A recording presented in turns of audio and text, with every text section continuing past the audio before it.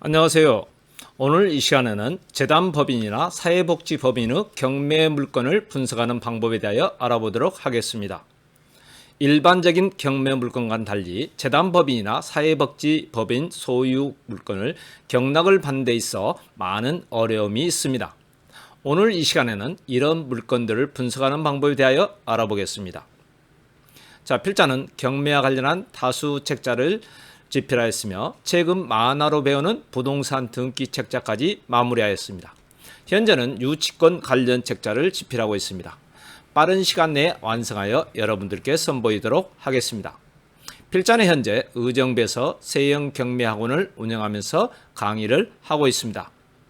자, 현재 경매가 진행되고 있는 서울 남부지방법원 2018 타경 11,258호 물건입니다. 이 물건은 강제경매로 경매가 진행되고 있는데 현재 41%까지 경매가 하락하고 있습니다.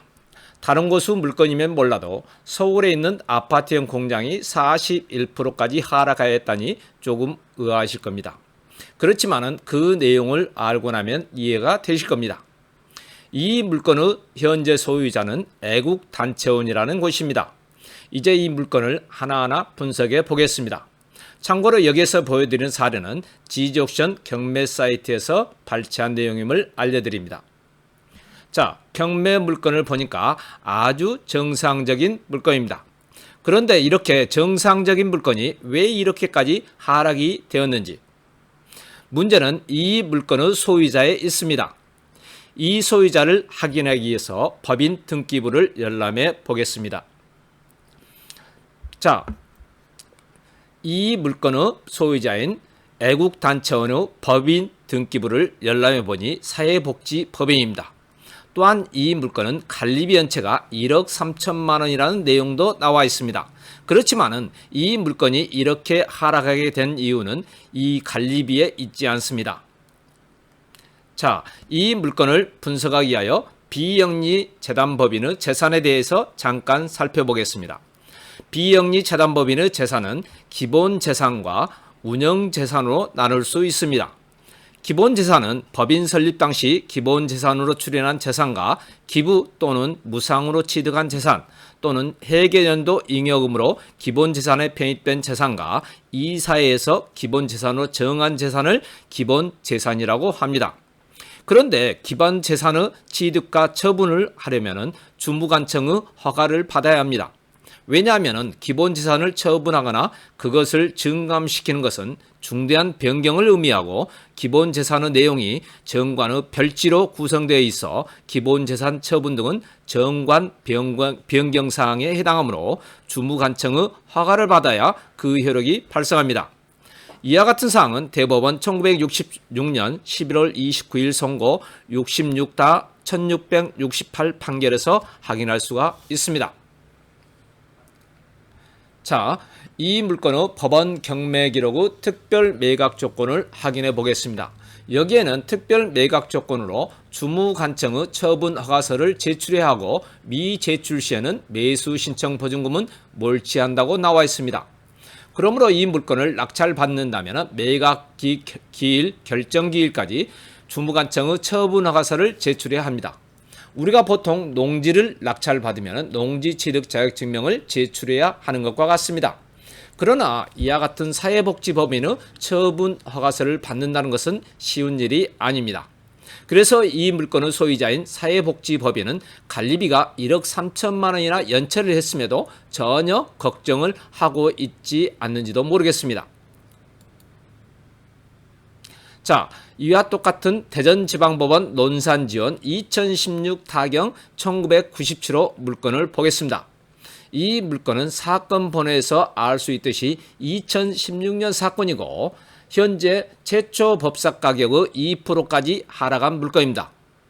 이 물건도 소유자를 보면 앞에서 봤던 사회복지법인과 비슷한 재단법인입니다. 이 물건은 공원묘원을 조성하는 곳인데 유치권자인 서부건설이 1,900을 1억 원으로 하여 강제경매를 넣었습니다.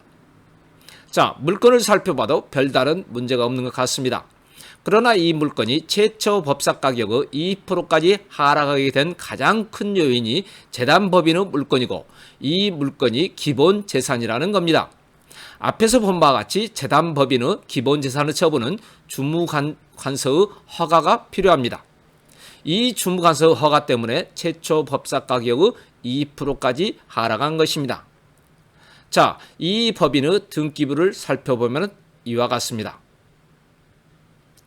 또한 법원 경매 기록의 매각 조건을 보니까 주무관청, 즉 충남도지사의 처분 허가서가 필요하다고 나와 있습니다. 또한 경매 신청권자인 서부건설은 공사대금으로 19억 원의 유치권을 신고했습니다. 필자가 유치권 관련해서 말씀드린 바와 같이 유치권자가 형식적 경매로 경매를 진행할 경우 유치권을 인수한다는 특별 매각 조건이 없으면 유치권은 소멸한다고 했습니다. 그러나 이 물건과 같이 유치권자가 승소 판결을 받은 후 유치권이 아닌 그 공사대금으로 경매를 진행한다면 유치권은 그대로 낙찰자가 인수를 하게 됩니다. 자, 이제 이 두 개의 물건에 대한 결론을 내리겠습니다. 이 물건을 낙찰받기를 원한다면 반드시 허가관청으로부터 처분 허가서를 받을 수 있는 분이 입찰에 응해야 합니다. 그러나 허가관청으로부터 처분 허가서를 받는다는 것은 쉬운 일이 아닙니다. 처분 허가 신청은 채권자나 채고가 매수 신고인이 아닌 이 물건의 소유자인 사회복지법인이나 재단법인에게 있기 때문입니다. 이런 사유로 인하여 대법원 판례나 이혼 소송 등이 많이 있습니다. 사회복지사업법 제23조 제2항 등 이혼 소원을 보면은 사회복지법인의 기본 재산을 처분함에 있어 보건복지부 장관의 허가를 받도록 규정한 사회복지사업법 제23조 제3항 제1호와 사회복지법인의 운영자유, 재산권과의 관계도 이와 같은 판례입니다.